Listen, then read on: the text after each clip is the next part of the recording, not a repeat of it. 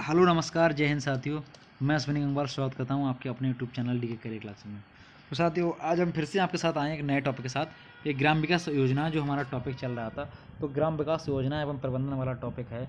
उसमें आज हम आपके लिए लेकर आए हैं कुछ गाँव की योजनाएँ। ठीक है, ग्रामीण क्षेत्र की कुछ योजनाएँ आपके लिए लेकर आए हैं। तो जो चली थी अब तक या चल रही हैं उनके बारे में कुछ प्रमुख योजनाएँ आज हम आज के लेक्चर में दो चार योजनाओं की बात करेंगे। तो साथियों सबसे पहले सबसे इम्पॉर्टेंट एक योजना है जिसकी हम बात करेंगे, काम के बदले अनाज योजना। तो काम के बदले जो अनाज योजना है ये कब चली थी, इसके बारे में जानना थोड़ा सा ज़रूरी हो जाता है। आइए देखते हैं इस योजना का क्या उद्देश्य था और ये कब चली थी।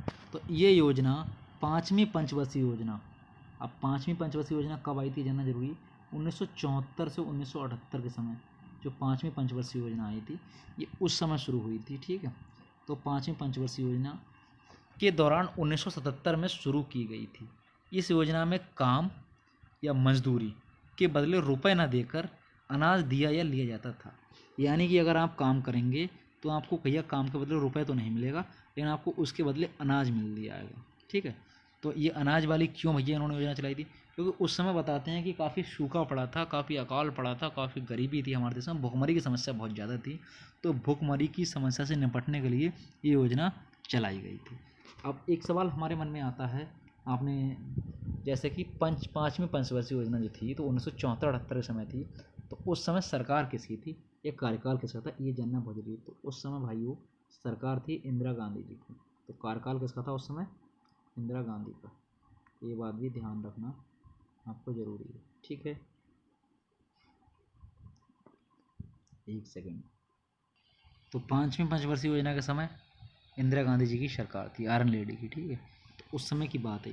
तो यह कार्यक्रम उन गरीबों के लिए था जो अकुशल श्रमिक थे, यानी ऐसे श्रमिक जिनमें कोई कुशलता नहीं थी, कोई मतलब ऐसा रोजगार परक कार्य नहीं जानते थे, कुशल नहीं थे। ठीक है, तो उनके लिए योजना थी, अकुशल श्रमिक होते थे। इस योजना का उद्देश्य भुखमरी को ख़त्म करना था।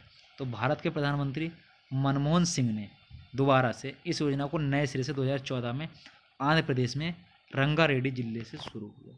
इस योजना को दोबारा से किसने, मनमोहन सिंह ने नए सिरे से 2004 में दोबारा आंध्र प्रदेश के रंगारेड्डी जिले से शुरू किया। ठीक है, रंगारेड्डी जिले से। योजना क्या नाम था, काम के बदले अनाज। काम के बदले अनाज, इस योजना को काम के बदले अनाज योजना को 2004 में मनमोहन सिंह जी ने भी दोबारा शुरू किया। तो इस कार्यक्रम से देश के उन 150 जिलों में गरीबों को रोजगार और खाद्य सामग्री मुहैया कराई जाएगी जो सूखे से प्रभावित हुए हैं। ठीक है, ऐसे जिलों को मतलब इसमें रखा गया, 150 जिलों को जहाँ पर सूखाग्रस्त क्षेत्र ज़्यादा रहे हैं। ठीक है, तो भुखमरी से निपटने के लिए 150 जिलों में ये योजना चलाई गई है। ठीक है, ये होगी। इसके बाद दूसरी योजना देखते हैं, SGRY संपूर्ण ग्रामीण रोजगार योजना। इसकी शुरुआत हुई थी 25 सितंबर सन 2001 में। 25 सितंबर सन 2001 में SGRY की शुरुआत हुई थी। रोजगार आश्वासन योजना तथा जवाहर ग्राम समृद्धि योजना को एक साथ मिलाकर शुरू की। पहले दो योजना चलती हैं, एक रोजगार आश्वासन योजना तथा जवाहर ग्राम समृद्धि योजना। तो इन दोनों योजनाओं को मिलाकर एक कर दिया गया और उसका नाम रख दिया गया संपूर्ण ग्रामीण रोजगार योजना, SGRY। इसकी शुरुआत 25 सितंबर सन 2001 को की गई। इसका उद्देश्य क्या था, इसका उद्देश्य था देश के सबसे गरीब जिलों के ग्रामीणों को अधिक से अधिक रोजगार देना और गांव से शहर की ओर जो पलायन होता है उस पलायन को रोकना।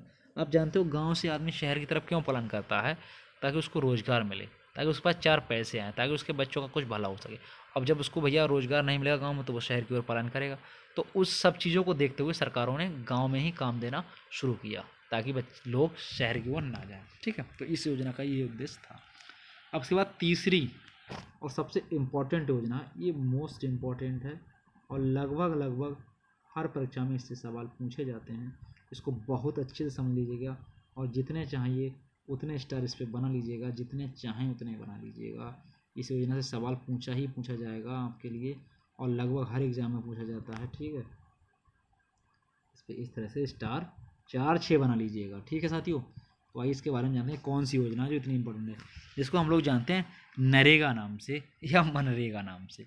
तो ठीक है, एक अधिनियम आया था साथियों 2 अक्टूबर सन 2005 में, एक एक्ट पारित किया गया था जिसका नाम था राष्ट्रीय ग्रामीण रोजगार गारंटी अधिनियम। ठीक है, तो ये सन 2005 में पारित किया गया था। ठीक है, इसे 2 फरवरी सन 2006 को उस समय जो प्रधानमंत्री थे मनमोहन सिंह जी, उन्होंने पारित किया था। तो एक्ट पारित किया गया था 2 अक्टूबर सन 2005 में, और इसे सबसे पहले लागू किया गया 2 फरवरी सन 2006 को। अभी मैं ऊपर वाली जो छूट रही वो चीज़ें दोबारा बता दूंगा, पहले से शुरुआत समझो। 2 फरवरी सन 2006 से प्रधानमंत्री डॉक्टर मनमोहन सिंह ने आंध्र प्रदेश के अनंतपुर जिले से इसकी शुरुआत की थी। ठीक है, किसकी? नरेगा की। तो देखो इसकी बात बारे में और बताएंगे अभी डिटेल, पहले इसकी फुल फॉर्म समझ लो। नरेगा की फुल फॉर्म क्या होती है और मनरेगा की क्या होती है। मनरेगा नाम कब से हुआ ये भी बताऊंगा। तो नरेगा की फुल फॉर्म सबसे पहले जान लीजिए। नरेगा की फुल फॉर्म क्या होती है? नरेगा की फुल फॉर्म होती है national rural employment guarantee act, यानी राष्ट्रीय ग्रामीण रोजगार गारंटी अधिनियम। तो ये था आपका नरेगा, और फिर इसका नाम बाद में बदलकर मनरेगा हो गया। अब आपसे सवाल पूछ सकता है कि नरेगा का नाम बदलकर मनरेगा कब हुआ? तो आप लोग लिख लीजिएगा कि इसका नाम जो बदला गया वो 2 अक्टूबर सन 2008 से बदला गया। तो 2 अक्टूबर सन 2008 से इसका नाम क्या हो गया? तो इसका नाम मनरेगा हो गया। तो मनरेगा की फुल फॉर्म क्या है? Mahatma Gandhi rural employment guarantee act. मतलब जो national rural employment guarantee act था, तो नेशनल हटकर वहाँ पे महात्मा गांधी लग गया, और सेम का सेम वैसा ही है। ठीक है, तो अब इसका नाम हो गया महात्मा गांधी राष्ट्रीय ग्रामीण रोजगार गारंटी अधिनियम। ठीक है, इतना समझ गए। बहुत ही इम्पोर्टेंट ये योजना है, इसको बहुत अच्छे से समझ के चलना। तो इसमें होता क्या है पहले जान लीजिए, फिर भी बताते हैं कि 27 राज्यों के 200 जिलों से इसकी शुरुआत की गई थी। स्टार्टिंग में जब इसकी शुरुआत डॉक्टर मनमोहन सिंह जी ने करी थी, कब करी थी? 2 फरवरी सन 2006 को। तो स्टार्टिंग में क्या करा गया था? 27 राज्यों के 200 जिलों से इसकी शुरुआत की गई थी। बहुत इंपॉर्टेंट पॉइंट है ये कि नरेगा में स्टार्टिंग में कितने जिले शामिल किए गए और कितने राज्य शामिल किए गए? तो भैया 27 राज्य शामिल किए गए और 200 जिले से शुरुआत की गई। अब इसमें भैया कौन सा राज्य शामिल नहीं किया गया? 28 राज्य तो हैं। तो भैया इसमें गोवा नहीं शामिल किया गया, ना ही गोवा का कोई राज्य शामिल, सॉरी गोवा का कोई जिला शामिल किया गया। तो अब सवाल आ जाता है कि इसमें सबसे ज़्यादा कौन से राज्य के जिले शामिल किए गए? तो सर्वाधिक जो इसमें जिले शामिल किए गए वो बिहार के शामिल किए गए। बिहार के सर्वाधिक जिले 23 जिले शामिल किए गए। अब चूंकि हम यूपी के वैकेंसी देख रहे हैं, यूपी लेखपाल का पद देख रहे हैं, तो अब सवाल पूछ सकता है कि मनरेगा में या नरेगा में यूपी के कितने जिले शामिल किए गए? तो भैया यूपी के इसमें 22 जिले शामिल किए गए थे। ये बात ध्यान रखना, बहुत ही ज़्यादा इंपॉर्टेंट बात है कि यूपी के कितने जिले शामिल किए गए इसमें। तो इस योजना के अंतर्गत यूपी के 22 जिले शामिल किए गए। ठीक है, अगले बढ़ते हैं। काम के बदले अनाज योजना तथा संपूर्ण ग्रामीण रोजगार योजना का विलय नरेगा में हो गया। जो सबसे पहले मैंने आपके लिए योजना पढ़ाई काम के बदले अनाज, तो वो योजना, और एक संपूर्ण ग्रामीण रोजगार योजना, तो ये 2 योजनाएं थीं। इन दोनों का विलय नरेगा में हो गया। फिर वो दोनों पुरानी योजनाएं बंद कर दी गई, क्योंकि वहाँ पे भी काम के बदले अनाज दिया जा रहा था, यहाँ पे काम के बदले पैसा दिया जा रहा है। भाई आदमी काम पैसे या अनाज के लिए करता, तो वो जब यहाँ से मिलने लगेगा तो वो योजना बंद कर दी गई। फिर उसका नाम नरेगा हो गया, नरेगा में ही शामिल कर दी गई। ठीक है, आगे तो इसमें क्या था? इसमें 200 में से 150 जिले काम के बदले अनाज वाले ही थे। जो स्टार्टिंग में 200 जिले हमने स्टार्ट किए थे, जब ये 27 राज्यों से काम हुआ, तो वो 200 में से 150 जिले वो लिए गए जिनमें काम के बदले अनाज दिया जाता था। तो वो 200 जिले पहले, सॉरी 150 जिले पहले इसमें शामिल किए गए, क्योंकि वहाँ पे गरीबी और भुखमरी की दिक्कतें ज़्यादा थीं। तो इसलिए पहले 150 जिले, उन 200 जिलों में से 150 जिले वो वाले लिए गए। अब बात आती है कि ये योजना संपूर्ण भारत में कब लागू हो गई। ठीक है, तो संपूर्ण भारत में ये योजना 1 अप्रैल सन 2018 को 8 को संपूर्ण देश में लागू कर दी गई। ठीक है, और 2 अक्टूबर सन 2009 को इसका नाम बदलकर मनरेगा कर दिया गया। 2 अक्टूबर सन 2000 को नरेगा का नाम बदलकर मनरेगा कर दिया गया। मनरेगा की full form Mahatma Gandhi national rural employment guarantee act. ध्यान रखना साथियों। अब आगे बढ़ते हैं कि इस योजना का उद्देश्य क्या था। तो उद्देश्य का था ग्रामीण बेरोजगारी, भूख और गरीबी से निजात दिलाना। यानी गांव में जो बेरोजगारी है, लोग भूखे प्यासे हैं, गरीबी है, उसको दूर करना इस योजना का उद्देश्य था। और एक उद्देश्य और भी होता है इन योजना का कि गांव से पलायन कम करना, गांव से जो लोग बाहर जाते हैं उनको गांव में ही रोकना। और दूसरी बात, इस योजना का थोड़ा सा और जान लीजिए, मनरेगा से संबंधित और महत्वपूर्ण तथ्य क्या क्या हैं। इस योजना के और महत्वपूर्ण तथ्य ये हैं कि गांव के प्रत्येक जरूरतमंद को मनरेगा के अंतर्गत कम से कम 100 दिन का गारंटी शुदा रोजगार उपलब्ध कराया जाएगा। यानी साल में 365 दिन होते हैं, तो सरकार इस बात की गारंटी देती है कि अगर आपके पास मनरेगा का जॉब कार्ड है तो आपके लिए 365 में से कम 100 दिन का हम रोजगार गारंटी की योजना देंगे कि आपको 100 दिन काम मिलेगा ही मिलेगा। आपके घर का कोई भी व्यक्ति जो कि 18 साल से ऊपर का है काम करने आ सकता है उसका रोजगार गारंटी कार्ड को लेकर, ठीक है। और एक बात कि व्यक्ति को मनरेगा के अंतर्गत ग्रामीण रोजगार को घर से 5 किलोमीटर की दूरी तक काम मिलेगा। ये भी इसके अंतर्गत बात की गई थी, जो काम मिलेगा वो घर से 5 किलोमीटर की दूरी तक ही मिलेगा, ज़्यादा दूर नहीं भेजा जाएगा, ठीक है। और दूसरी बात कि जो मनरेगा के जो अंतर्गत जो हम लोगों ने काम किया है तो आवेदन करने से व्यक्ति के आवेदन करने के 15 दिन के अंदर ही उसको काम दिया जाएगा, ये बात भी थी। अभी मैं कुछ बातें बताऊंगा अपने पास जो इसमें नहीं दी, पहले इसमें की पढ़ लीजिए कि गांव के प्रत्येक जरूरतमंद को नरेगा के अंतर्गत कम से कम 100 दिन का गारंटीशुदा रोजगार दिया जाएगा। अब बात आती है कि इसमें जो पैसा आता है वो कहाँ से आता है, कितना कितना देती है केंद्र, कितना राज्य, तो ये बहुत इंपॉर्टेंट है, ठीक है। फंडिंग या जो सैलरी कह सकते हैं वो कहाँ से इनको मजदूरों को मिलेगी, तो भैया इसमें केंद्र सरकार और राज्य सरकार दोनों मिलकर इस योजना को चला रही हैं। तो केंद्र सरकार इसमें 75% पैसा देती है और राज्य सरकार 25% पैसा देती है। तो केंद्र और राज्य मिलकर इस योजना को चला रहे हैं। वैसे ये योजना केंद्र की थी, केंद्र ने इसको शुरू किया था, ठीक है। लेकिन भैया केंद्र इतना पैसा कहाँ से देगी, तो राज्य सरकार को भी इसमें पैसा देना होता है। तो 75:25 का इसमें रेशियो रहता है, ठीक है। अगला देखिए, तो 2006 में 200 जिलों से इसकी शुरुआत की गई थी, आपको मैं बता चुका हूँ। तो 2007-8 में 130 अन्य जिलों को शामिल किया गया और 1 अप्रैल 2008 से देश के सभी जिलों में ये लागू हो गई। ये तीनों बिंदु बहुत इंपॉर्टेंट है, ध्यान रखना। 2006 में 200 जिलों से शुरुआत, 2007-8 में 130 और जिले शामिल किए गए और 1 अप्रैल 2008 से देश के सभी जिलों में लागू हो गई ये योजना, ठीक है। अगले बढ़ते हैं, तो नरेगा लागू होने की तारीख यानी 2 फरवरी को रोजगार दिवस मनाया जाता है। 2 फरवरी से स्टार्ट हुई, 2 फरवरी 2006 को, तो उसी दिन से रोजगार दिवस मनाया जाता है। सभी लोग ये ध्यान रखना। अगला सवाल देखिए, भारत में लागू नरेगा अधिनियम काम पाने का कानूनी अधिकार सृजन करता है। तो जो नरेगा अधिनियम बना था, नरेगा एक्ट बना था, राष्ट्रीय ग्रामीण रोजगार गारंटी अधिनियम 2 अक्टूबर 2005 को जो पारित किया गया, तो उसी में है कि काम पाने का जो कानूनी अधिकार है वो इसके अंतर्गत है कि आप काम पा रहे हैं या आपको काम मिलेगा नरेगा में, ये आपका कानूनी अधिकार है, ठीक है। अगला, रोजगार पैदा करने की योजना के रूप में मनरेगा अंतर्राष्ट्रीय स्तर पर भी पहला कानून है। भाई रोजगार हमें आपको सरकार दे या ना दे इसके लिए सरकार बाध्य नहीं है, लेकिन इसके लिए ये एक्ट पारित किया गया कि इसके लिए सरकार बाध्य है। तो ये अंतर्राष्ट्रीय स्तर का कानून है, जो पहला कानून है पूरे विश्व में रोजगार पैदा करने की योजना के रूप में। मनरेगा एक ऐसा प्रोग्राम है जो अंतर्राष्ट्रीय स्तर पर पहला कानून है कि हमको 100 दिन का गारंटी योजना जिसका कार्ड बना हुआ उसको देना ही देना होगा, ठीक है। ये बात बहुत इंपॉर्टेंट है। अगला, मनरेगा योजना का क्रियान्वयन पंचायती राज संस्थाओं या पंचायतों द्वारा अधिकतर ही किया जाता है। मनरेगा योजना का जो कार्यान्वयन है वो कौन करता है, पंचायती राज संस्थाएं या पंचायतों द्वारा ही अधिकतर किया जाता है, ये भी याद रखना। अगला पॉइंट देखिए, मनरेगा अधिनियम के अंदर 15 दिन में मजदूरी का भुगतान अनिवार्य है।